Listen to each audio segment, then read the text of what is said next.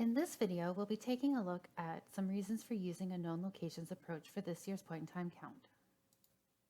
We'll see how this approach relates to point-in-time count challenges due to COVID-19, some strategies for meeting those challenges, and we'll start taking a look at some of the geospatial reporting and planning tools within the Counting Us mobile app and command center. Among the many challenges being faced due to the COVID-19 pandemic, locally, you may be experiencing some capacity issues at your agencies and with your other partners. With concerns over safety, we want to make sure that we're keeping both volunteers and potential count participants as safe and healthy as possible.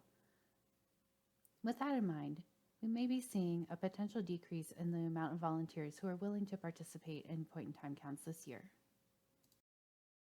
One of the strategies for meeting those challenges is to identify locations where people experiencing homelessness are known to be staying in the weeks and months leading up to the count. We can use those locations to help us establish regions, count teams, and volunteer registration, including quotas for each of the areas within your specific regions. The sophisticated mapping tools within the Regional Command Center allow for detailed planning and analysis. In the past, volunteers may have been assigned according to general population numbers or density. With this added level of detail, those volunteers can be targeted more strategically. If there are fewer volunteers to go around this year due to COVID concerns, it will be more important than ever to make the best possible use of everyone's time. Within the Command Center, we can designate coverage areas for count teams to ensure that your entire geographic area is covered.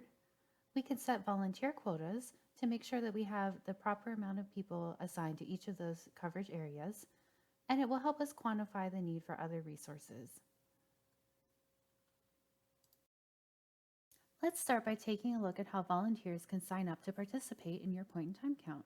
If you've signed up for volunteer and region management, this demo volunteer registration portal can show you the types of information that can be gathered from potential volunteers. Some of the fields, like name and email address, are required. Many others can be customized based on local needs. We're also adding questions related to COVID concerns this year, such as, do you need personal protective equipment?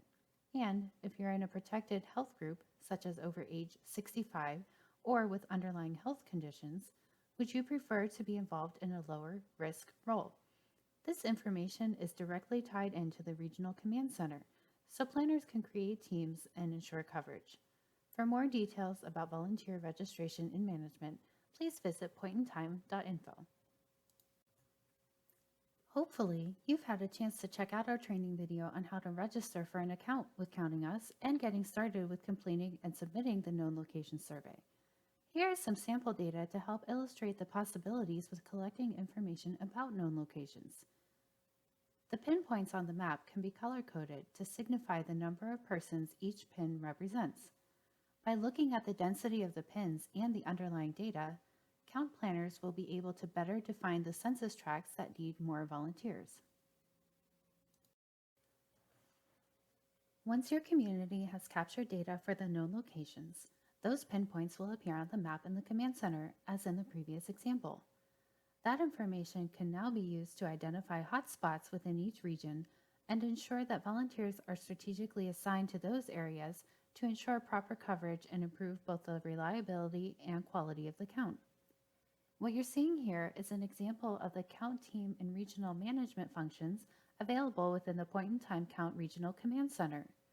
By using the information gathered through the Known Location Survey, within the Command Center, we start by setting goals or quotas for the numbers of volunteers within each region and tracking the numbers of volunteers who sign up for those regions through the volunteer registration portal that we looked at earlier.